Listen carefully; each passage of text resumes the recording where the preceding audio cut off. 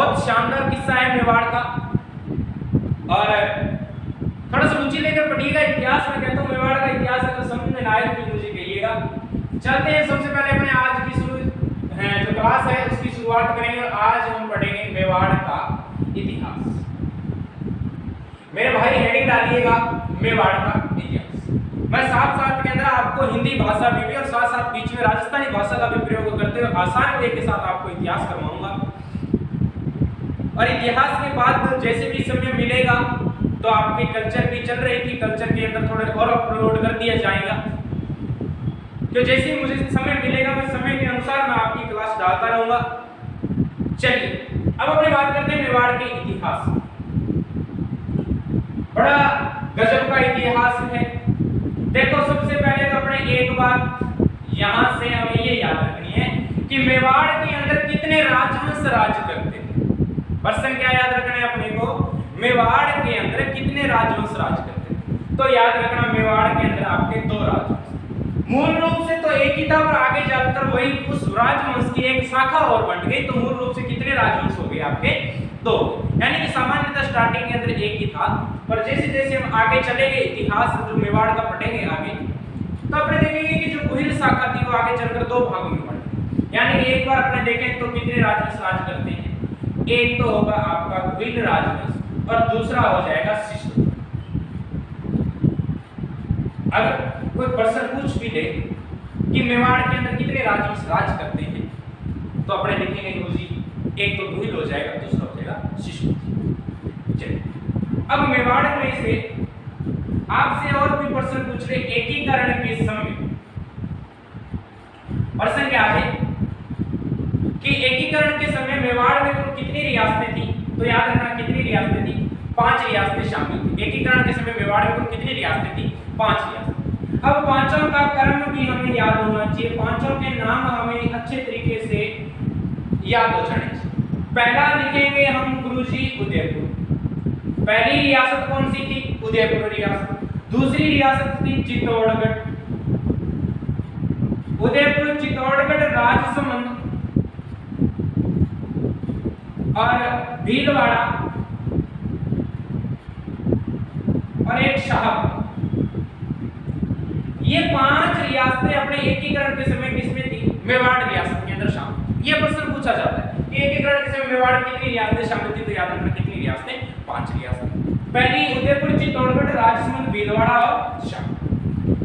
वंश कितने हैं, यानी कि मेवाड़ से संबंधित वंश कितने हैं, तो एक गुहिल है, दूसरा वंश है सिसोदिया। एक बार इतनी बात नोट करो अपने, फिर आगे चलते हैं। अब देखिए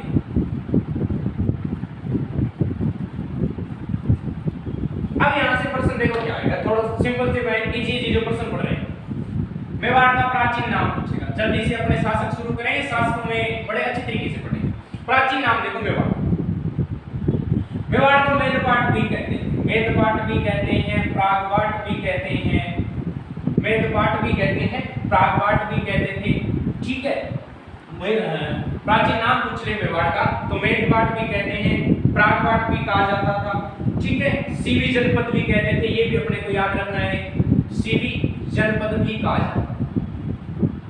ये यहाँ से प्रश्न थोड़ा घुमा के पूछ ले तो मेवाड़ किस जनपद का हिस्सा है, तो याद रखिएगा सीवी जनपद का। किस जनपद का है, सीवी जनपद। चलिए मैं ज्यादा समय नहीं व्यतीत करते हुए मैं मुद्दे पर जाता हूँ। मेवाड़ के जो गुहिल वंश है उनकी उत्पत्ति से संबंधित अपने एक पहला वंश उठाएंगे जिनका नाम है गुहिल। और गुहिल राजवंश की हम उत्पत्ति से संबंधित जो भी बातें आपकी बनती है उन पर हम चर्चा करते हैं। उत्पत्ति से संबंधित देखो कौन कौन अलग अलग विद्वान आते हैं, अलग अलग मत बताते हैं। कोई कहीं कहता है, कोई कहीं कहता है। अपने ज्यादा मेन बातें 3 ही देती है, ज्यादा कुछ नहीं देती। ठीक है, कर्नल जेम्स टोड कहता है, यानी कि कर्नल जेम्स टोड कहता है ये तो कहां के शासक हैं, ये वल्लभीनगर गुजरात, वल्लभीनगर गुजरात के शासक हैं। ठीक है, चलिए गौरीशंकर हीराचंद ओझा क्या कहते हैं। सिंपल सी, ज्यादा कुछ याद नहीं रखना इसके अंदर क्योंकि सामान्यतः प्रश्न भी नहीं आते हैं। कर्नल जेम्स टोड अनुसार कहां के शासक है, वल्लभीनगर गुजरात में। और डॉक्टर गौरीशंकर हीराचंद ओझा कहते हैं कि ये सूर्यवंशी है। डॉक्टर गौरीशंकर हीराचंद ओझा इनको क्या बताता है, सूर्यवंशी बताता है कि ये सूर्यवंशी। फिर अपने बात करें कि एक इतिहासकार आते हैं जिनका नाम है अबुल फजल। कौन आते हैं? अबुल फजल। अबुल फजल ने कहा कि जो ये गुइल है ये ईरान के शासक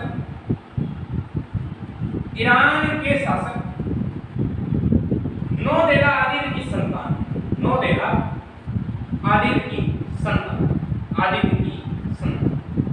ये वैसे इतनी सी बात याद रखना ना, ज्यादा आपने कुछ नहीं देखना है, ठीक है। चलिए, कर्नल जेम्स टोड का नाम था वल्लभी नगर गुजरात का। गौरीशंकर हीराचंद जो सूर्यवंशी बताता है। अबुल फजल ईरान के शासक नौदेला आदिल की संतान बताता है। वल्लभी नगर के शासक शिलादित्य का वंशज बताता है। ये भी ध्यान रखना है, वल्लभी नगर के शासक शिलादित्य का वंशज कौन बताता है? वो बताता है कर्नल जेम्स टोड। ये इतनी सिंपल सी बात है, कोई ज्यादा खास नहीं है, ठीक है। एक बार इसका स्क्रीनशॉट ले लो, फिर अपने मेन मुद्दे पर जो एक एक शासक है उनको उठाकर देखें, क्योंकि शासक से प्रश्न आते हैं।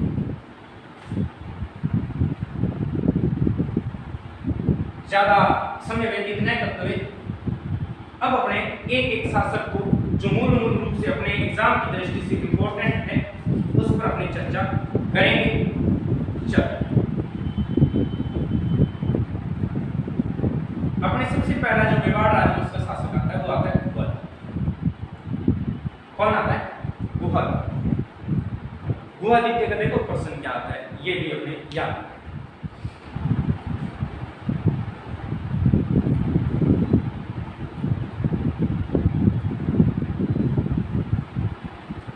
अपने आगे हम बात करेंगे तो जैसे एक गुजरात का शासक था देवती। थोड़ी सी कहानी है, इस कॉन्सेप्ट को समझिएगा, फिर मैं आगे और देखो। देवादित्य की कोई देवादित्य की पत्नी का नाम था सौभागा। क्या नाम था? सौभागा देवी। और बताते हैं कि सौभागा देवी की कोई भी संतान नहीं थी।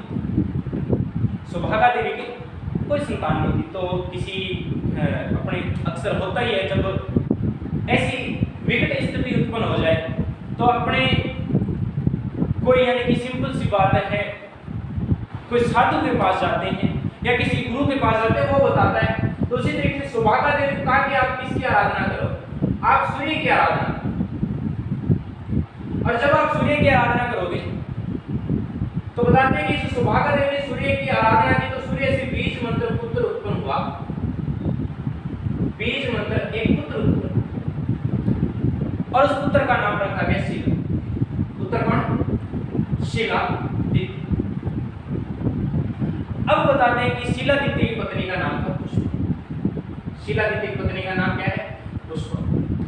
पुष्पवती की बताते हैं कि कोई संतान नहीं थी और इसी ने भी आबू की पहाड़ियों पर एक माता का मंदिर पड़ता है, अर्बुदा माता।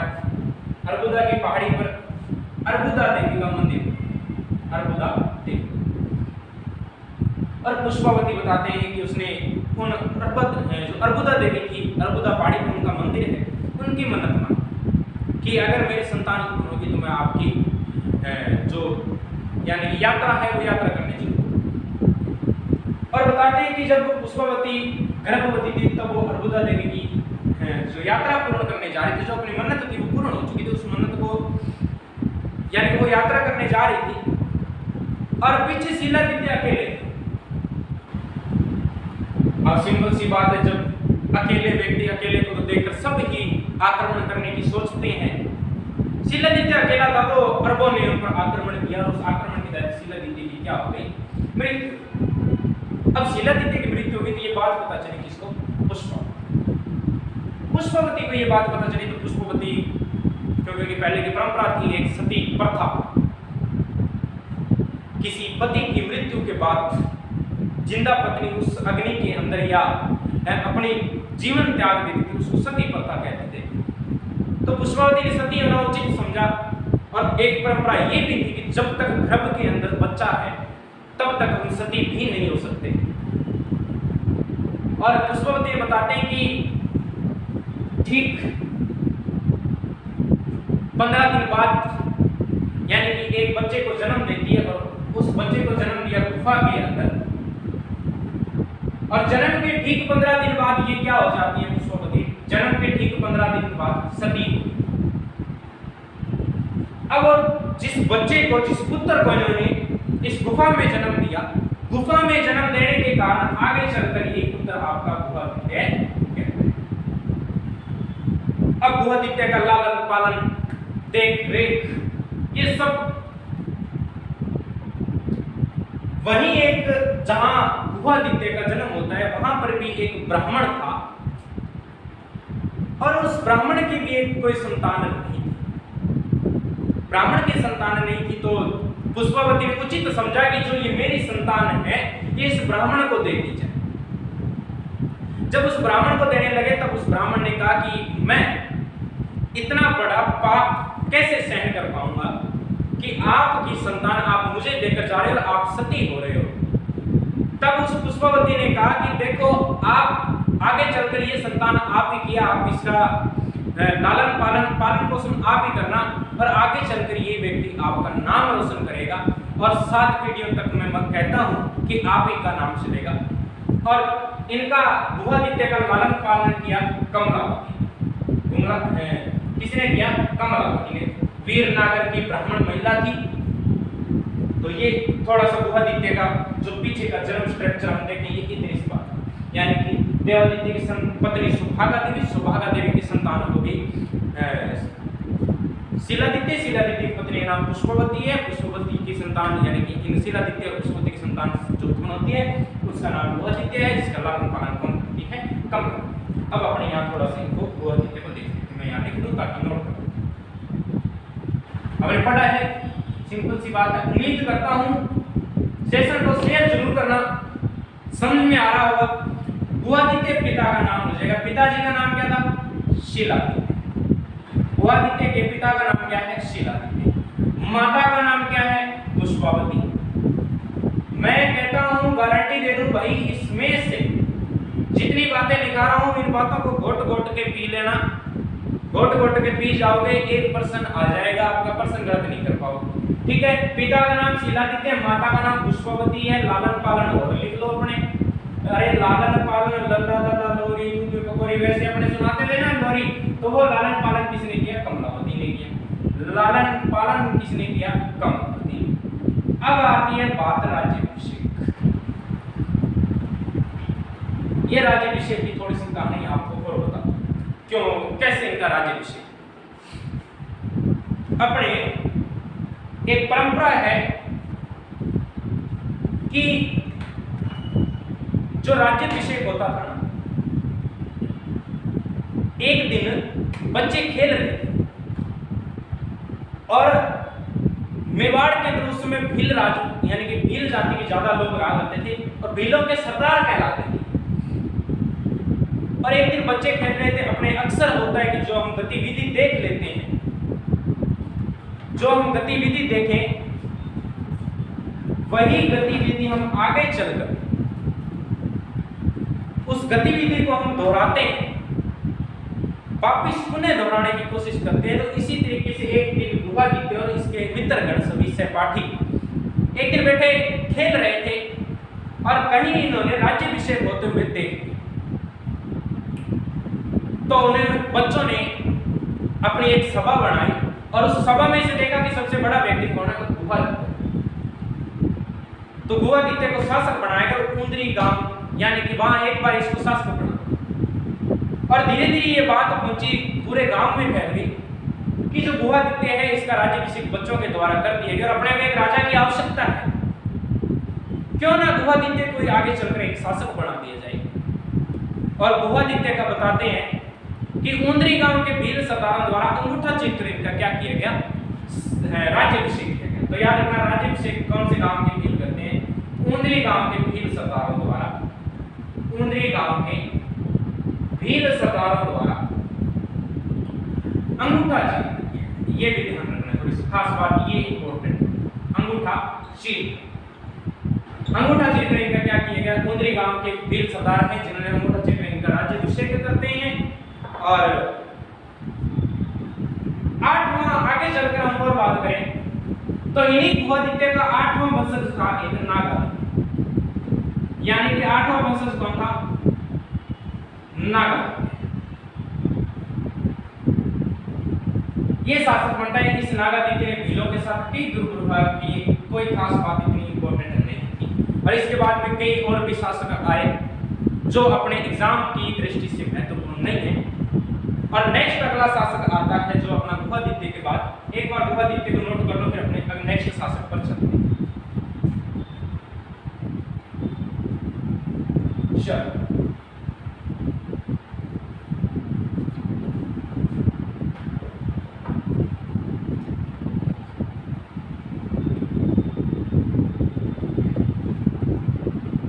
नेक्स्ट 2 नंबर पर अपना जो शासक आएगा वो आएगा बप्पा राव।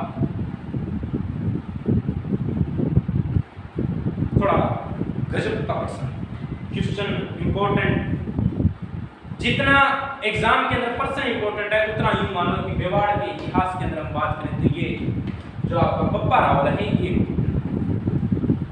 बप्पा रावल की खास विशेषता क्या है? एक तो अपने को याद रखनी, मेवाड़ का जो गुहिल वंश का वास्तविक संस्थापक, मेवाड़ राज्य का अपने लिख सकते हैं वास्तविक संस्थापक, मेवाड़ राज्य का वास्तविक संस्थापक। 734 के अंदर मानमोरी को पराजित कर, मानमोरी को पराजित किया और चित्तौड़ पर अधिकार, चित्तौड़ पर अधिकार।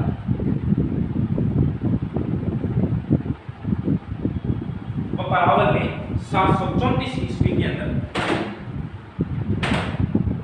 मानमोरी को पराजित करके, और हम बात करें तो चित्तौड़ पर इसने क्या किया? अधिकार किया। और चित्तौड़ पर अधिकार करके और एक राजधानी बनाता है जिसका नाम था नाग। ठीक है, नागदा, ये थोड़ा सा इंपॉर्टेंट ध्यान रख लेना। नागदा को ये क्या बनाता है? राजधानी। राजधानी किसको बनाया? नागदा। नागदा के अंदर सास बहू का मंदिर, सास बहू का मंदिर। बप्पा रावल, मूल नाम इसका कालभोज, मूल नाम इसका क्या है? बप्पा रावल का जी कालभोज। मूल नाम क्या था बप्पा रावल का? कालभोज। बप्पा रावल बताते हैं कि गुरु हरित ऋषि की गायें चराया। बप्पा रावल के गुरु कौन थे? हरित ऋषि।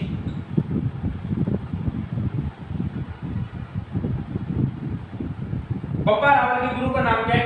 हरित ऋषि। थोड़ा सा एक बार स्ट्रक्चर देख लो, बाद में बप्पा रावल और गुरु हरित ऋषि की एक छोटी सी कहानी भी है, वो भी मैं आपको बताऊंगा। एक बार इसको नोट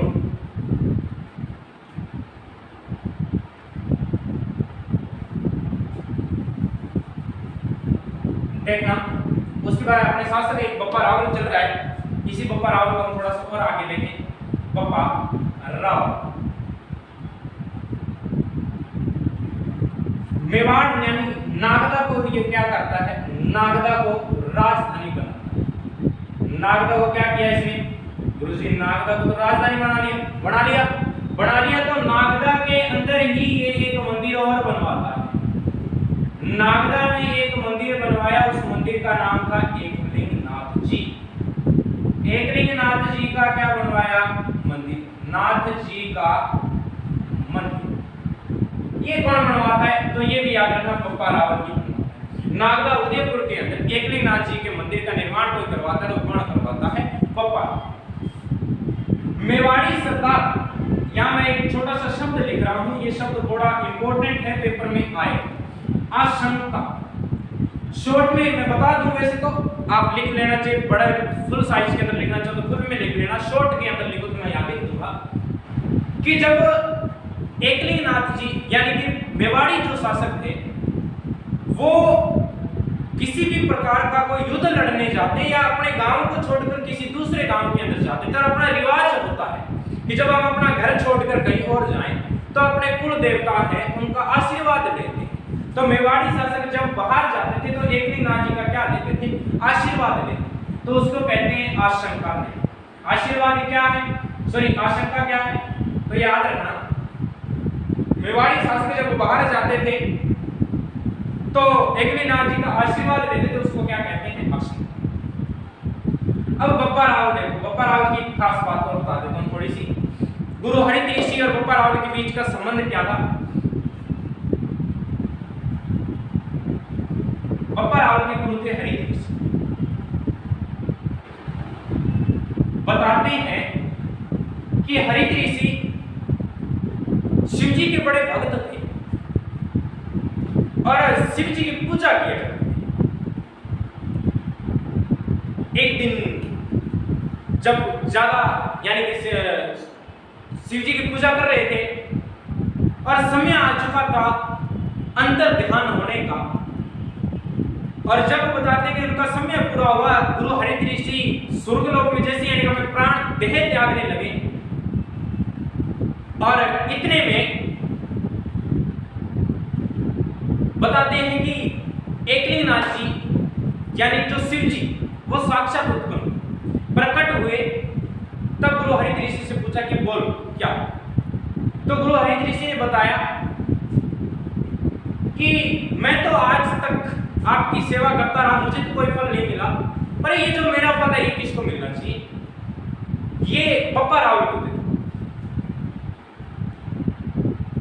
तब बताते हैं कि शिव जी ने वरदान दिया गुरु हरित ऋषि को कि आप जाओ, जिस जगह पर आप अपना थूक दोगे वो जगह आपकी हो जाएगी। बोले गजब की बात। और जो जिस जगह पर थूकोगे वो जगह अमर भी हो जाएगी, वो जगह अमर भी हो जाएगी। अब बताते हैं जैसे ही गुरु हरित ऋषि जा रहे थे, बप्पा रावल ने उनका हाथ देह त्यागने के लिए हाथ पकड़ रखा था।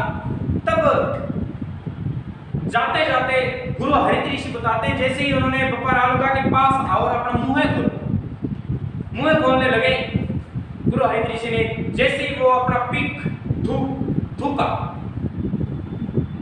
और वो थूक बताते हैं कि गिरना तो वो यानी कि थूकना तो चाहते थे बप्पा रावल के मुंह में, बप्पा रावल के मुंह में तो पड़ा नहीं और पास की जमीन में।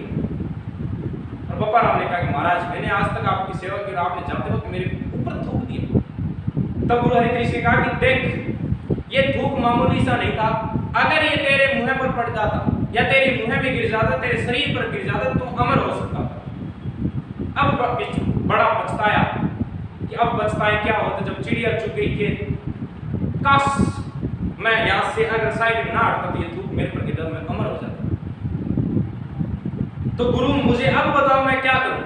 तो उसने कहा कि ये जिस जगह पर गिरा है, आज से एक चीज ध्यान रख लेना कि 7 पीढ़ी तक तुझे याद करते आएंगे, और मेवाड़ के अंदर जब जब मेवाड़ बढ़ा जाएगा तब तब तेरा नाम आएगा।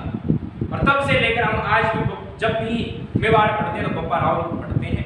बप्पा रावल यूं मामूली सी चीज नहीं थी, डील के डाकी टाइप का आदमी, मैं कहता हूं यूं इतना हटा कटा। एक बताते हैं मोहम्मद नैन्सी कहता है कि ये 35 हाथ की धोती पहनता, 35 हाथ की धोती, बल्ले बल्ले बल्ले, ठीक है, 16 हाथ का दुपट्टा और 32 मण की तलवार, मण का तलवार। और बताते हैं बप्पा रावल ने समय थे तो एक समय एक साथ 2 भैंसों की बलि दे देता, एक समय में एक साथ 2 भैंसों की क्या दे देता था? बलि। और इसके नाश्ते में ड्राई फ्रूट था, वो ड्राई फ्रूट चलता था, 4 बकरे इसके नाश्ते के अंदर चलते। ये था आपका बप्पा रावल।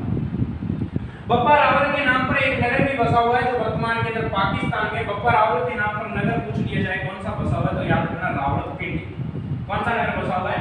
रावलपिंडी। वर्तमान के अंदर कहां है? वर्तमान में ये नगर आपका पाकिस्तान के अंदर है। बप्पा रावल से एक प्रश्न और आएगा कि मेवाड़ के अंदर सर्वप्रथम सोने के सिक्के चलाने वाला कोई शासक, सोने के सिक्के चलाने वाला शासक, सोने के सिक्के चलाने वाला शासक है तो वो हो जाएगा आपका, वो हो जाएगा बप्पा रावल। कितने सोने के सिक्के? 115 बैंक के सोने के सिक्के चलाता था। तो बाकी अपने चर्चा करेंगे कल की क्लास में।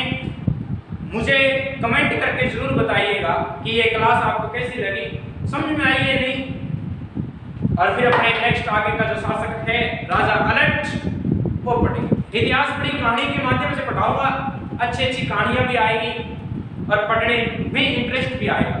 तो मिलते हैं नेक्स्ट क्लास में, तब तक के लिए tata bye bye, take care और अपनी सेहत का ख्याल रखिएगा, क्योंकि वर्तमान के अंदर डेंगू जैसी विशाल बीमारी चल रही है। और अपने स्वास्थ्य को ध्यान में रखते अपनी पढ़ाई जारी रखें। आशा और उम्मीद करता हूं कि जब जब आपको जरूरत रहे तब तक मुझे पुकार लीजिएगा, मैं आपका साथ देने के लिए तैयार हूं। जय हिंद, जय भारत।